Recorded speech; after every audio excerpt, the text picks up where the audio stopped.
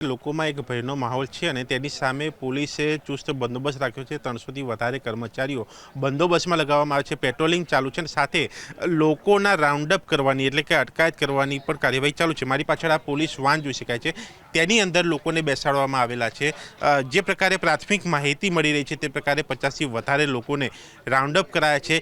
બે અલગ અલગ ફરિયાદ અહીંયા નોંધવાની વાત છે, એક સરકારી સંપત્તિને નુકસાન અને બીજી જે લોકોને થયેલું નુકસાન। બહિયલ આઉટ પોસ્ટ જે ચોકી કહેવાય છે દહેગામ પોલીસ સ્ટેશનની બહિયલ ગામમાં આવેલી એ ચોકી પાસેના દ્રશ્યો કે જ્યાં બે પોલીસ વાનની અંદર લોકોને બેસાડવામાં આવેલા છે। કેટલાક લોકોને ચોકીમાં બેસાડવામાં આવેલા છે અને હજુ પણ પોલીસ જે છે તે ગામમાં ફરી રહી છે અને જે શકમંદ હોય તે તમામ લોકોને લઈને આવવામાં આવી રહ્યા છે। પૂછપરછ કરવામાં આવશે તમામની અને જે પણ અહીંયા કસૂરવાર હશે તેની સામે નામજોગ ફરિયાદ દાખલ કરીને એક કાર્યવાહી થશે। એટલે કે હાલ આ પોલીસ પ્રક્રિયા ચાલી રહી છે, પોલીસ કાર્યવાહી ચાલી રહી છે, પરંતુ હજુ પણ સ્થાનિકોને એક બીક છે કે ક્યાંય કોઈ ઘટના ન બને એટલા માટે, કારણ કે જે ગામની વસ્તી છે, જે બે સમુદાય જે છે એમાં એક સમુદાયની ઓછી વસ્તી છે, બીજાની વધારે, એ સમુદાયના લોકોને ભય છે। એટલે એ પરિસ્થિતિ અંડર કંટ્રોલ રહે એ ખાસ ધ્યાનમાં રાખવામાં આવી રહ્યું છે ને એ પ્રમાણે હાલ પોલીસ કાર્યવાહી ચાલી રહી છે।